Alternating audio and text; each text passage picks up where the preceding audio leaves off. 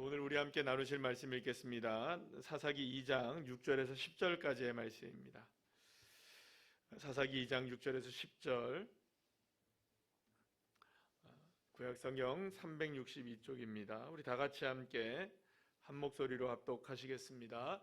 전에 여호수아가 백성을 보내매 이스라엘 자손이 각기 그들의 기업으로 가서 땅을 차지하였고, 백성이 여호수아가 사는 날 동안과 여호수아 뒤에 생존한 장로들 곧 여호와께서 이스라엘을 위하여 행하신 모든 큰 일을 본 자들이 사는 날 동안에 여호와를 섬겼더라. 여호와의 종 눈의 아들 여호수아가 110세의 죽음에 우리가 그의 기업의 경내 에브라임 산지 가아스산 북쪽 딥낫 헤레스에 장사하였고, 그 세대의 사람도 다 그 조상들에게로 돌아갔고, 그 후에 일어난 다른 세대는 여호와를 알지 못하며 여호와께서 이스라엘을 위하여 행하신 일도 알지 못하였더라. 아멘. 자리에 앉으시겠습니다. 옆에 있는 분들과 인사 나누겠습니다. 반갑습니다. 감사합니다. 오늘 수요일 밤 예배 나온 여러분 한 분 한 분들을 진심으로 축복합니다. 오늘 사사기 2장 6절에서 10절까지의 말씀으로 여호와를 알지 못하더라 라는 제목으로 함께 은혜를 나누도록 하겠습니다. 인간에게는 넘지 못할 이 한계라는 것이 분명히 존재를 합니다. 아무리 뛰어난 인간이라 할지라도 어느 정도의 한계, 그 모든 것의 한계는 있기 마련입니다. 예를 들어서 100m를 아무리 잘 뛰는 우사인 볼트가 9초 몇 대 이렇게 뛰잖아요. 8초대에 뛰지는 못한다는 거죠. 물론 나중에 어떻게 될지는 모르겠지만, 또 높이뛰기를 한다. 우상혁이 높이뛰기를 하지 않습니까? 2m 한 몇 정도는 뛰는 것 같아요. 3m를 뛰지는 못하는 거죠. 그러니까 스포츠만 가지고도 그런 얘기를 이렇게 지금 하는 것 같아 그렇지만, 다른 것도 마찬가지입니다. 인간은 분명히 한계가 존재합니다. 예를 들어서 여러분들 그런 것들 하잖아요. 우리가 눈싸움 같은 거 합니까 안 합니까? 우리 눈싸움 이렇게 서로 쳐다보면서 눈 누가 오래 깜빡이지 않느냐 이런 거 갖고 눈싸움 같은 거 이렇게 하잖아요. 아무리 오래 눈을 뜨고 있는다 할지라도 결국에는 눈을 감게 되어 있죠. 숨을 참는다. 여러분들 숨을 참을 수 있는 시간이라는 게 있는 거예요. 그래서 인간에게는 극복하고 넘어서지 못하는 분명한 한계점이 존재를 합니다. 그거는 인간의 그 태생 자체가 그런 것이기 때문에 그런 겁니다. 그렇기 때문에 인간이 가장 우리가 이제 어리석게 만들고 어렵게 만드는 것 중에 하나가 뭐냐? 나는 모든 걸 이렇게 잘 알 수 있어라는 이런 착각의 늪에 빠지게 되는 거죠. 예를 들어서 내가 이거 생각하면 이건 이렇게 될 거야라는 이런 생각. 또 혹은 내가 지금까지 경험해왔던 이런 경험에 비춰보니까 이럴 것 같아. 이런 것들 있잖아요. 이런 것들이 여러분들 우리를 가장 힘들게 만드는 어리석은 일 가운데 하나가 아닐까 싶습니다. 왜냐하면 인간은 절대로 큰 그림을 보지 못해요. 큰 그림을 보지 못해요. 아주 앞에서 지금 당장에 우리가 일어난 일들은 이렇게 좀 볼 수는 있어도 10보 앞에, 100보 앞에 이런 것들을 우리가 잘 알지를 못하는 거죠. 그래서 각 분야에 여러분들 우리가 대가라고 하는 사람들이 있어요. 탁월한 사람들이 있어요. 어떤 정치에서 탁월한 사람, 경제에서 탁월한 사람, 어떤 기업에서 탁월한 CEO라든지 이런 사람들을 우리가 보게 되면 그 사람들의 탁월함들이 어디에 있느냐? 좀 더 멀리 바라보는 사람들이라는 거죠. 그러니까 조금 더 앞을 바라보고 좀 더 앞을 내다볼 수 있고, 그래서 좀 더 큰 그림을 보는 사람이 어떤 한 분야의 대가가 되어지는 경우들이 많습니다. 그래서 어떻게 보면은 어떤 분야에서 대가가 되려면은 큰 그림을 볼 줄 알아야 하는 것이겠죠. 당장의 이익도 중요하지만 조금 더 나가서 우리가 생각해 보면 이런 것도 생각해 봐야 된다, 고려해 봐야 된다, 이렇게 이제 흐르게 될 것이다, 이런 것들에 대한 예측과 더 큰 그림을 그릴 줄 알 때 그 사람이 바로 뭔가 그 어떤 분야에 있어서 대가와 탁월한 자리에 설 수 있게 되는 것입니다. 그리고 그렇기 때문에 날마다 우리가 싸워야 되는 것 중에 하나는 뭐냐면 큰 그림을 볼 줄 아는 싸움을 우리가 해야 되는 거죠. 물론 작은 것도 중요하고 우리 앞에 당면한 문제들도 굉장히 중요하지만 이거를 넘어선 그 다음의 문제는 또 뭘까? 또 이것을 어떻게 좀 바라봐야 될까? 지금까지 이렇게 지내온 일들을 우리가 생각해 볼 때 하나님이 나를 어떻게 이끌어 가시느냐, 뭐 이런 것들을 바라보는 게 굉장히 중요한 것이죠. 당장의 오늘 것도 중요하지만 이제 더 큰 그림을 내 인생에 지금까지 지내온 것, 그리고 또 앞으로 주님이 어떻게 이끌 것인가, 이런 전체적으로 조망하는 그런 것들이 굉장히 필요할 때가 있는 겁니다. 왜냐하면 우리의 경험, 우리의 생각 이런 건 너무 짧아서 사실 그거를 의존하기가 너무 힘든 것이기 때문입니다. 그렇기 때문에 주님께서도 우리에게 원하시는 것은 바로 그런 것이라고 생각합니다. 하나님은 저와 여러분의 한계 상황을 너무 잘 알아요. 그래서 우리가 늘 어디에만 매몰될 수밖에 없는 사람이라는 건 아니냐면 이 내 생각과 작은 두뇌에서 나오는 그런 생각들, 그리고 또 얼마 바라보지 못하는 좁은 안목, 여기에 얽매여 있는 존재들이라는 걸 잘 알기 때문에 우리의 눈을 열어 자꾸 누구를 바라보라고 하십니까? 하나님을, 주님을 바라보라고 하는 이유 중에 하나는 뭐냐면 더 큰 그림을 좀 볼 수 있게 주님이 그렇게 우리를 인도해 가시는 것이라고 할 수가 있어요. 어쩌면 주님께서 가장 안타까운 것 중에, 우리를 바라보시면서 가장 안타까워하는 것 중에 하나는 뭐냐면 지금의 이런 어떤 우리의 생각들, 우리의 환경들에 이렇게 얽매여 가지고 더 큰 것들을 바라보지 못하는 것이 어쩌면 주님께서 우리를 향해서 가장 느끼시는 답답함 중에 하나인가 아닌가라는 생각을 합니다. 시대마다, 나라와 민족마다 역사의 전환점을 살아갔던 사람들이 있어요. 그런데 이 성경도 마찬가지입니다.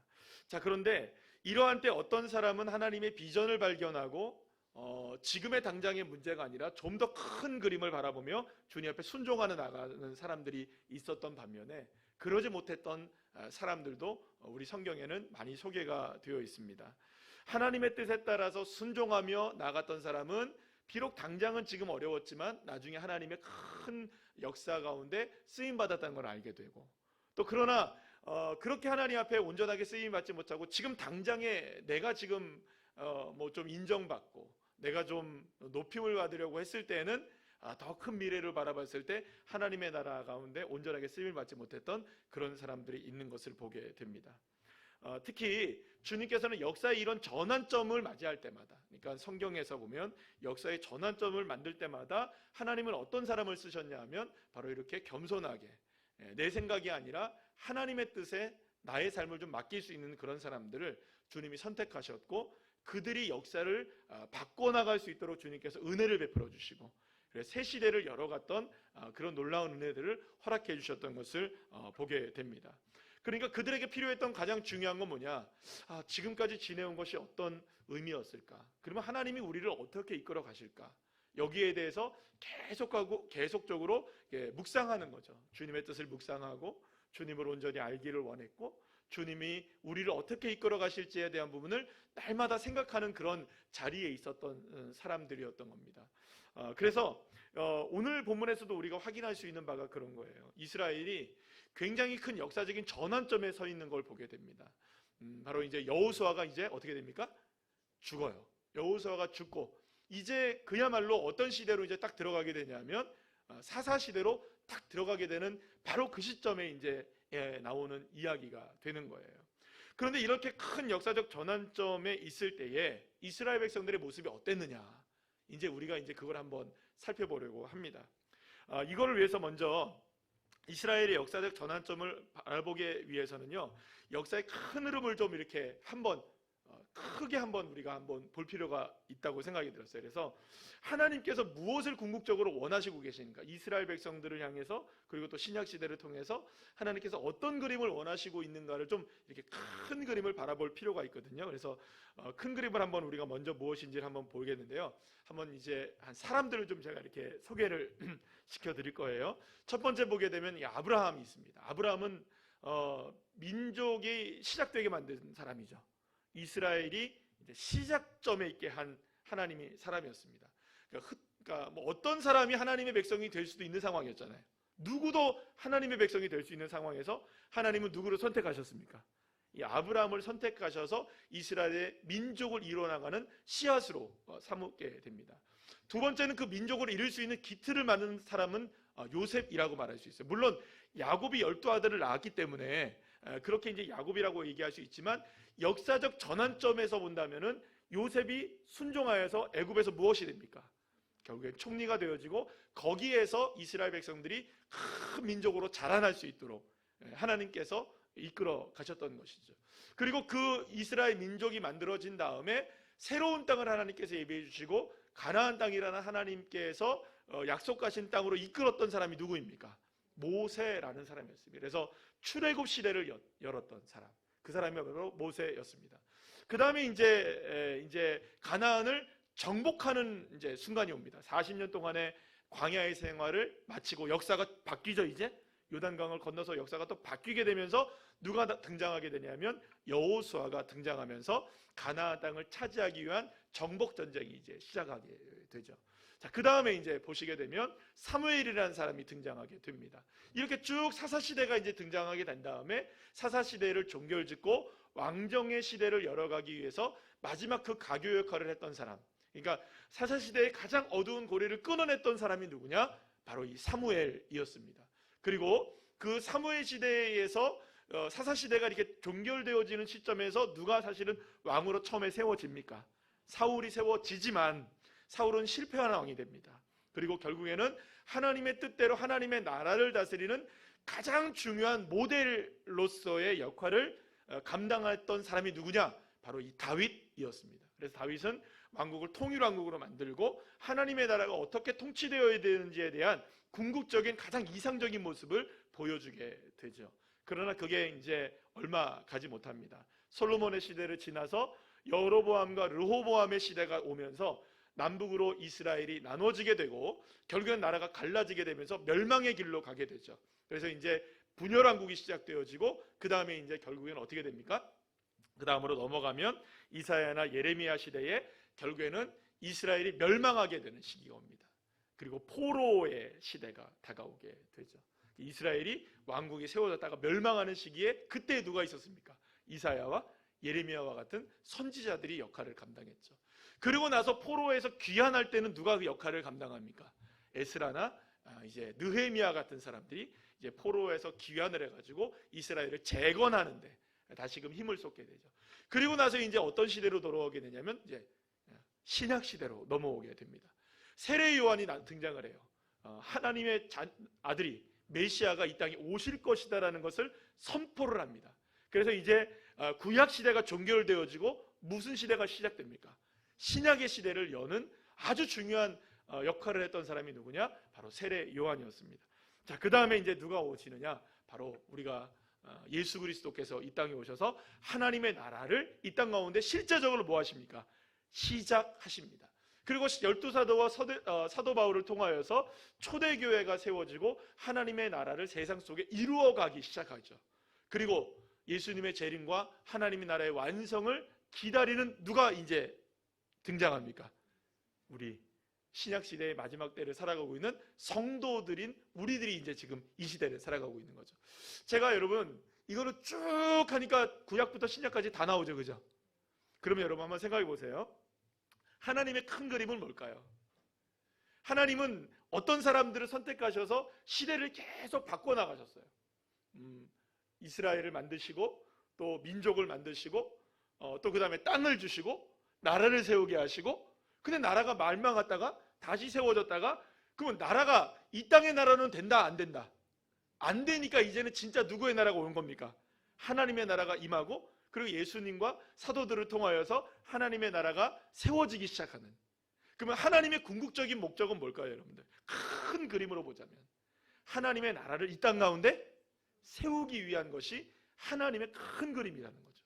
그러니까 아브라함부터 시작하셔서 마지막 때까지 이루시기를 원하는 건 딱 한 가지라는 거예요. 그 작업은 무엇이었느냐?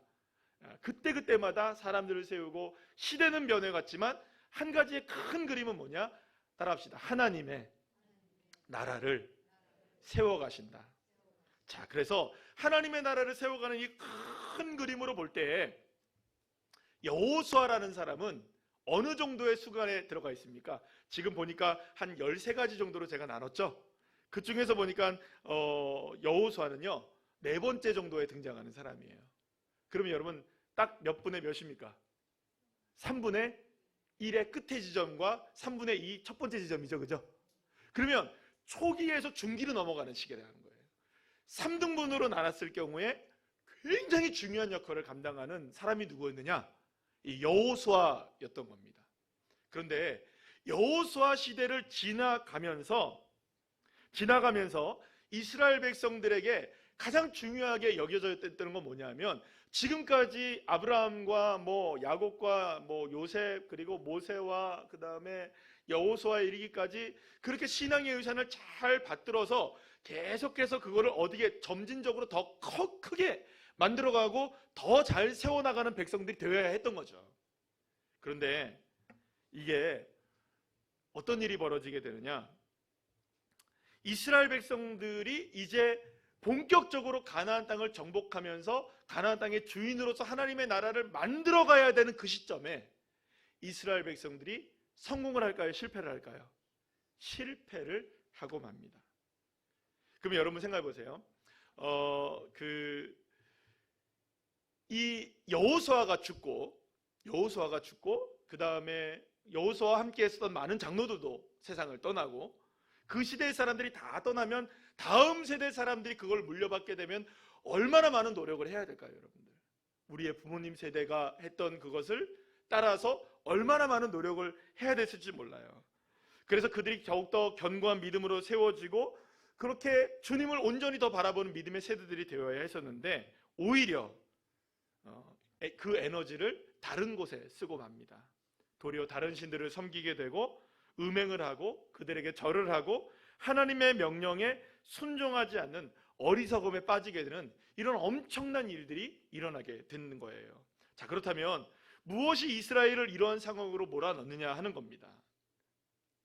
하나님을 바라봐야 할 이스라엘 백성들이 왜 하나님을 바라보지 못하고 하나님의 뜻을 이루어가는데 여러분들 이렇게 실패를 하게 되었느냐라는 것이죠. 불과 한 세대도 지나기 전에, 그러니까 이스라엘 백성들이, 이게 미스터리한 일이에요. 왜냐하면 여호수아가 죽고 이제 나타난 세대란 말이에요. 그런데 이 세대가 누구를 모르는 겁니까? 하나님을 몰라요. 오늘 본문 10절 말씀 우리 다 같이 한번 읽어볼까요? 시작.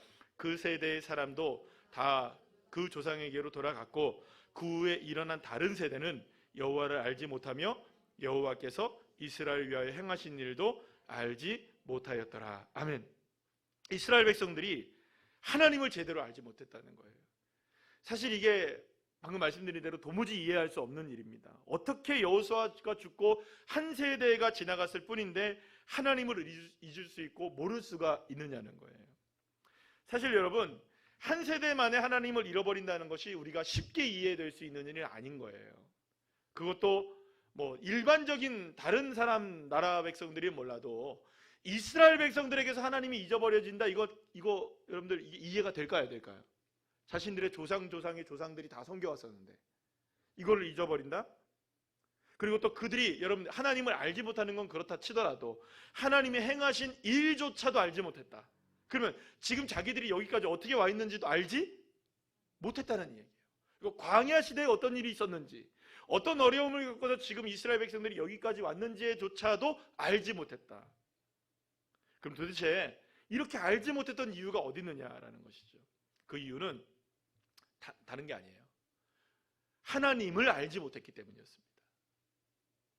자기의 유익과 만족과 눈에 보이는 이익을 쫓아서 살아가다 보니까 결국엔 이스라엘 백성들이 하나님을 떠나서 자신의 삶에 집중하게 되었고 그런 인생으로 전락해버리게 됐다는 거예요.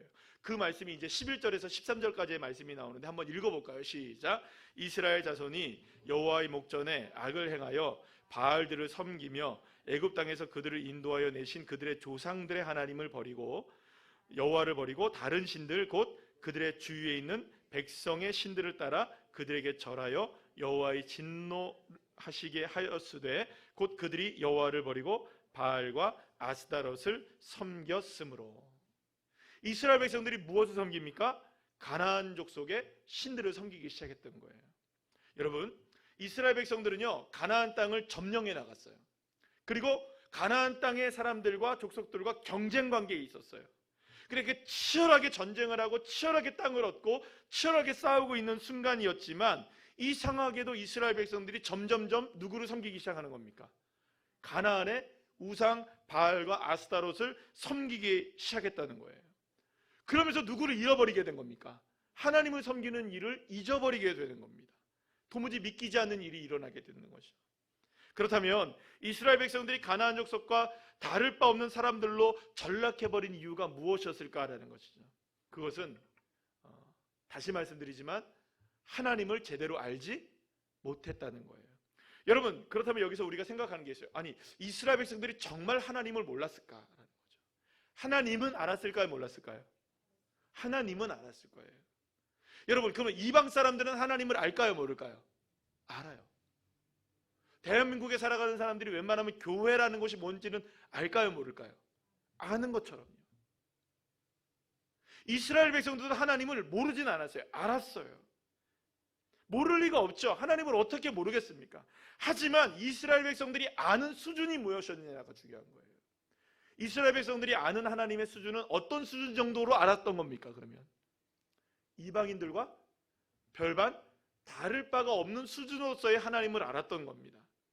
하나님을 알았지만 실상 하나님과의 관계를 온전히 맺지도 못했고, 하나님을 알았지만 이스라엘 백성들이 하나님을 찾아야 되는 온전한 이유를 알지 못했고, 그저 이방 사람들이 구하는 것처럼 하나님을 구하고, 이방 사람들이 이방의 신들을 만나는 것처럼 하나님을 만나려고 하는 그런 거 하다 보니까 여러분들 생각해 보세요. 뭐가 더 눈에 탁 띄고 자극적이겠습니까, 여러분? 만약에 똑같은 신들이 있다고 치면 똑같은 신들이 있고 신들의 종류가 여러 가지라고 생각해 보세요. 한번. 우리한테는 여러분들 이해가 안 되는 일이지만 이런 분 생각하면 됩니다. 짜장면집에, 중국집에 갔어요. 먹을 거 오늘 내가 짜장면 먹는다고 생각하고 갔어요. 근데 딱 막상 가니까 여러분들 볶음 짬뽕이 있네? 그럼 뭐 먹고 싶습니까, 여러분? 짬뽕 먹고 싶죠. 그런데 짬뽕을 먹으러 갔다가 갑자기 옆에서 짜장면 먹으면 어떻게, 뭐가 땡깁니까? 또 짜장면이 땡기는 거예요. 뭐 고르실래요? 짜장면 선택하실 분, 짬뽕 선택하실 분? 짬짜면이죠. 볶음밥? 네, 괜찮죠. 메뉴가 여러 가지이다 보면 여러분들 내가 원하는 걸 고르게 되어 있어요. 그러면 나에게 가장 만족스러운 것을 이렇게 찾게 되어 있는 겁니다. 그럼 여러분 생각해 봅시다. 신들이 많아요. 아니, 우리는 여지껏 광야에서 누구만 알았어요, 여러분들? 하나님만 알았어요. 그런데 가나안 땅에 와보니까 웬걸요? 신들이 수두룩 빽빽하네요. 태양신도 있다고 하고, 달신도 있다고 하고, 돌신도 있다고 하고, 무슨 신도 있다고 하고, 저 신도 있다고 하고, 뭐 고무신도 있다고 하고, 뭐 이 신도 있다고, 저 신도 있다고 하고, 신들이 많은 거예요. 선택지가 많아진 거예요. 근데요, 여러분들, 바알이나 아스타롯이나 뭐 여러 가지 신들을 보니까 와, 쌈박해요. 나쁘지 않아요. 화려하기도 하고요. 괜찮아요. 하나님보다 훨씬 더 나은 게 많아요. 왜냐? 하나님 까다롭잖아요.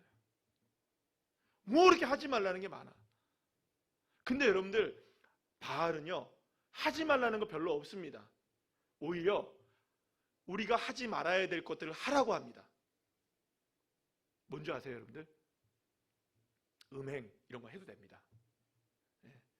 말술 먹어서 취하는 거 괜찮습니다. 왠지 아세요, 여러분들? 이게 그들이 신을 섬기는 방법이거든요. 잘 모르셨어요? 바알의 신전에 가면 여러분들 그거 아시죠? 여리고 성에서 기생을 만나죠. 라합을. 기생이라고 하잖아요. 근데 그 기생이 우리가 얘기하는 것처럼 어떤 그냥 몸을 파는 그런 그 여인을 얘기하는 게 아니고요. 신전 봉사자를 얘기하는 거예요. 그 신전에서 뭘 하는 줄 아세요, 여러분들? 신전에서 재물을 가지고 가면 그 재물을 가지고 갔을 때 제사만 드리는 게 아니고 그거를 가지고 뭘 하느냐? 거기서 성행위를 하는 거예요. 그래서 여러분들 한번 생각해 보시란 말이에요. 아니, 하나님을 하지 말라는 게 너무 많은데 이 바알은요, 제사도 드리고 자기의 소망도 이루어진다는데 자기가 하고 싶은 거 다 할 수 있는 거예요. 그럼 여러분, 짜장면 먹을까요? 짬뽕 먹을까요? 이렇게 되는 거예요. 그러니까 하나님을 무엇으로 선택하는 입장이 되는 거죠. 그럼 하나님이 선택될까요? 안 선택될까요? 매력적이지 않아요. 하나님 너무 까다로워, 너무 복잡해, 너무 하지 말라는 것도 많아. 근데 여기를 보니까 와, 얘네들 보니까 너무 자유롭게 사는데도 신앙심이 끝내줘요. 바알 너무 잘 섬겨, 아스타로 너무 잘 섬겨. 근데도 얘네들이 막 농사도 잘 되는 것 같아요. 막 잘 사는 것 같아. 우리 하나님 보니까 야 이게 아닌 것 같은데. 이런 선택지가 생기게 되는 거죠. 그러면서 이스라엘 백성들이 누구화 되어버리는 걸까요? 가나안 백성들처럼 되어버려요. 그래서 누구도 하나의 신처럼 여겨질까요, 여러분? 이스라엘의 신이신 여호와 하나님도 바알이나 아스타롯이나 뭐나 이거나 비슷한 신으로 하나로 전락시켜버리는 거예요. 그리고서 결국에는 이스라엘 백성들이 그렇게 하나님을 떠나기 시작하고 하나님을 제대로 알지 못하게 되자 이스라엘 백성들은 누구를 마치 하나님처럼 섬기게 됩니까? 바알을 섬기게 됩니다. 그러면 여러분 한번 생각해 봅시다. 이스라엘 백성들은 그때에도 계속해서 성막에서 제사를 계속 드렸을까요? 안 드렸을까요? 드렸어요. 여전히. 하나님을 찾았을까요? 안 찾았을까요? 찾았어요. 근데 하나님이 계시는 것도 알고 하나님을 알기도 알고 자기들이 뭘 해야 되는지도 아는데도 불구하고 누구를 더 섬기기 시작하는 겁니까? 바알을 더 섬기기 시작하는 거예요. 왜요? 떨어지는 게 많거든요. 쾌락을 쫓을 수 있거든요. 자기가 원하는 대로 살아갈 수가 있거든요. 내 생각대로 믿어도 되거든요. 그러니 여러분, 내 생각, 내 뜻대로, 내 마음대로 할 수 있는 신, 이거 섬기는 게 훨씬 낫지. 아니, 내가 자꾸 억압받고 내가 하지 말라고 자꾸 얘기하고 막 그러니까 여러분 싫은 거예요. 왜요? 이미 우리는 어디를 들어왔어. 어디에 왔어요, 여러분들? 가나안 땅에 들어왔고 이미 우리가 정복을 했고, 아니 이제 더 이상 이제 뭐 또 싸울 일도 없고, 그 사람들도 우리랑 하다 보니까 막 죽기 살기로 덤비고 하다 보니까는 싸우기도 이제 싫고 하다 보니까 여러분들 이렇게 우리가 적당히 타협하면서 평화 이렇게 하면서 살게 되면서 그런 일들이 벌어지게 된 거예요. 그러면서 결국에는 이스라엘 백성들이 이방인들과 다를 바가 없는 백성들로 전락하기 시작했던 겁니다. 그러면 그게 원인이 뭘까요? 하나님을 알지 못했던 원인, 하나님이 행하신 일도 알지 못했던 원인은 뭘까요? 결국에는 내가 하고 싶은 대로 하려고 했던, 내가 하고 싶은 대로 하려고 했던, 내 인생이 내가 주인이니까 내가 하고 싶은 대로 하려고 했던 그 하나의 이유들이 결국에는 이스라엘 백성들을 이렇게 한 세대 만에 하나님을 모르는 세대로 전락시켜버리는 이런 일들이 일어나게 된 거죠. 솔로몬이 이렇게 고백합니다. 전도서 1장 2절 말씀 한번 읽어볼까요? 시작. 전도자가 이르되 헛되고 헛되며 헛되고 헛되니 모든 것이 헛되도다. 사랑하는 여러분, 여기서 솔로몬이 모든 것이 헛되다고 말한 이유는 하나님을 아는 지식과 지혜가 없는 삶이 헛되다는 것이었어요. 솔로몬은 모든 걸 다 해본 사람이었단 말이에요. 그런데 결국엔 자신이 모든 걸 다 해봤어도 이것 없으니까 모든 게 헛되더라. 내 마음대로 살아보고 내 뜻대로도 해보고 내가 원하는 대로 다 해봤지만 결국에는 그 인생이 남는 인생이 아니고 여호와 하나님을 모르고 살아가고 여호와 하나님을 알지 못하고 살아가면 그 인생이 가장 헛된 인생이다라는 걸 누가 깨달은 겁니까? 솔로몬이 깨달은 거예요. 전도서 2장 26절 말씀, 그래서 이렇게 고백합니다. 시작. 하나님은 그가 기뻐하시는 자에게는 지혜와 지식과 희락을 주시나 죄인에게는 노고를 주시고 그가 모아 쌓게 하사 하나님을 기뻐하는 자에게 그가 주게 하시지만 이것도 헛되어 바람을 잡는 것이로다. 아멘. 이 땅 가운데 살아가는 하나님이 주신 기쁨 외에 다른 모든 것들을 붙잡는 것은 헛되다고 고백하는 겁니다. 사랑하는 여러분, 그렇다면 이건 무슨 의미를 갖고 있는 것일까요? 진짜로 헛되지 않는 인생을 살아갈 수 있는 방법, 오직 하나님을 아는 지혜와 지식으로만 가능한 줄로 믿으시길 바랍니다. 하나님을 아는 지식이 없이 그것이 아무리 우리의 생각과 내가 뜻대로 되는 것 같아 보이고 내 뜻대로 내가 원하는 대로 이루어지는 것 같아 보인다 할지라도 하나님을 아는 지식과 지혜가 없이는 모든 것이 헛될 수밖에 없는 인생을 살아가는 것입니다. 이스라엘 백성들의 문제는 하나님을 아는 지혜와 지식이 없었던 것입니다. 세상의 힘과 부요함을 쫓고 자기의 만족과 유익을 위해서 살아갔지만, 그러니까 결국에는 하나님을 액세서리 정도로만 생각하고 다니는 거죠. 아니, 액세서리보다도 못한 존재가 되어버리는 것이죠. 오히려 자신들의 생각과 자기가 원하는 일에 걸림돌이 된다고 생각한 건 누구였을까요? 하나님이었던 겁니다. 그래서 결국에는 세상을 향해 빠르게 달려가는 사람들이 된 것이죠. 호세아서 4장 1절에서 2절 말씀에서 이렇게 호세아 선지자는 이야기합니다. 다 같이 읽어볼까요? 이스라엘 자손들아, 여호와의 말씀을 들으라. 여호와께서 이 땅 주민과 논쟁하시나니 이 땅에는 진실도 없고 인애도 없고 하나님을 아는 지식도 없고 오직 저주와 속임과 살인과 도둑질과 가늠뿐이요 포악하여 피가 피를 뒤이음이르나. 하나님을 아는 지식이 없는 삶이 어떤지에 대한 부분을 호세아 선지자는 너무나 잘 이야기해주고 있습니다. 하나님을 향한 믿음의 뿌리가 견고하지 않을 때 우리의 인생이 헛될 뿐만 아니라 포악한 인생이 될 수밖에 없는 그런 삶으로 전락해버리는 겁니다. 여러분, 그거는 순식간에 일어날 수 있는 일입니다.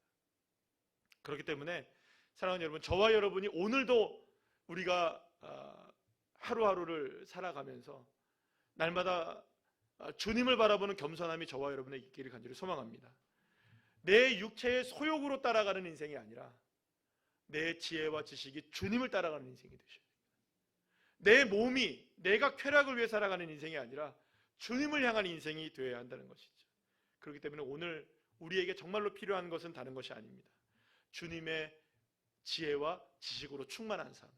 그래서 누구를 알아가기 위해서 힘써야 될까요? 하나님을 알기 위해서 날마다 힘쓰고 날마다 애를 쓰는 그런 하나님의 뜻을 아는 사람들이 되어야 하는 것입니다. 이사야 33장 6절 말씀에서 이렇게 말씀합니다. 시작. 내 시대에 평안함이 있으며 구원과 지혜와 지식이 풍성할 것이니 여호와를 경외함이 내 보배니라. 아멘. 사랑하는 여러분, 여호와를 경외할 때 저와 여러분의 삶에 진정한 평안이 임하는 줄로 믿으시길 바랍니다. 그렇기 때문에 늘 싸워야 되는 건 뭘까요? 내가 원하는 것과 하나님이 원하는 것과의 그 사이에서의 우리는 늘 언제나 끼어 있거든요. 사도 바울이 고백하는 것처럼 오호라 나는 곤고한 사람이로다. 늘 우리는 그 곤고함에 빠져 있습니다. 내가 원하는 것을 하려고 하는 그 마음과 하나님이 원하는 것을 해야 하는 그 갈림길에서 늘 언제나 곤고한 우리의 인생이지만, 저와 여러분이 끝내는 여러분들 세상을 향해 쓰러지는 것 같아 보이더라도 여러분들 손은 어디로 가야 될까요? 우리의 마음과 모든 것들은 다시금 주님을 향해서 가셔야 되는 겁니다. 그래서 결국에는 저와 여러분에게 그 이스라엘 백성들은 오늘 이 시간 우리에게 굉장히 커다란 교훈을 줍니다. 앞에까지 성공했잖아요, 그죠? 물론 정복 전쟁에 있어서 많은 어려움들도 있기는 했지만 그래도 여호수아 성공적이었습니까? 성공적이지 않았습니까? 성공적이었어요. 그러면 그 성공적인 하나님의 나라를 이루어가기 위한 그 애씀과 열심이 이제 우리 세대에서 어떻게 돼야 되느냐? 그래서 사실은 우리는 지금 우리가 살아가고 있는 우리 세대, 여기에 이제 계신 분들도 다 그 세대에 포함될 거라고 생각하는데, 우리의 앞전 세대들 있잖아요. 우리의 부모님 세대들. 부모님 세대들은 신앙 거기에 목숨 거셨습니다. 그리고 우리 앞선 시대의 부모님들의 우리의 바로 윗 세대들은 정말로 모든 것을 다 아낌없이 주님을 위해 헌신하셨습니다. 그래서 우리의 세대가 된 거예요. 그런데 우리의 다음 세대는 지금 어떤가? 우리의 다음 세대는 어떨까요? 이게 여러분들 성경에서 우리가 말하고 있는 이 일이 우리 세대에 지금 안 일어나고 있는 게 아닌 거예요. 여호수아 세대의 다음 세대가 여러분 무너지잖아요. 그럼 우리 다음 세대는 어떻게 될 것인가? 사랑하는 여러분, 우리가 바짝 정신을 차려야 되는 겁니다. 저와 여러분이 믿음에 다시 한번 내가 지금 바꿔야 될 게 무엇인가? 내 시선을 지금 어디에 두고 있는가? 다시 한번 여러분들 우리가 점검해 봐야 하는 것이죠. 그래서 여러분, 이만하면 됐다가 아니라 오늘도 다시금 시작하는 마음으로 호세아 6장 3절 말씀, 이 말씀이 저와 여러분의 믿음의 결론이 되었으면 좋겠어요. 오늘의 말씀의 결론이 되기를 원합니다. 다시 한번 읽어볼까요? 시작. 그러므로 우리가 여호와를 알자. 힘써 여호와를 알자. 그의 나타나심은 새벽빛같이 어김없나니 비와 같이 땅을 적시는 늦은 비와 같이 우리에게 임하시리라 하니라. 아멘. 사랑하는 여러분, 우리가 어떠한 상황에서든지 여호와를 힘써 알기를 소망하며 주님을 간구하며 나가게 될 때 지금 비록 가뭄에 임하는 그런 믿음의 가뭄이 일어나는 그런 시대라 할지라도 우리가 여호와를 힘써 알기를 시작하면 사랑하는 여러분, 주님이 비를 내리셔서 늦은 비와 같이 땅을 적시는 늦은 비와 같이 우리에게 어김없이 임하게 하셔서 회복의 역사를 주시고 놀라운 은혜를 베풀어 주실 줄 믿습니다. 여호와를 힘써 합시다. 더욱더 힘써 합시다. 어떠한 유혹이 다가와도 주님을 알아가는 믿음의 자녀로 결단하는 믿음의 자녀들 되시기를 간절히 축복합니다.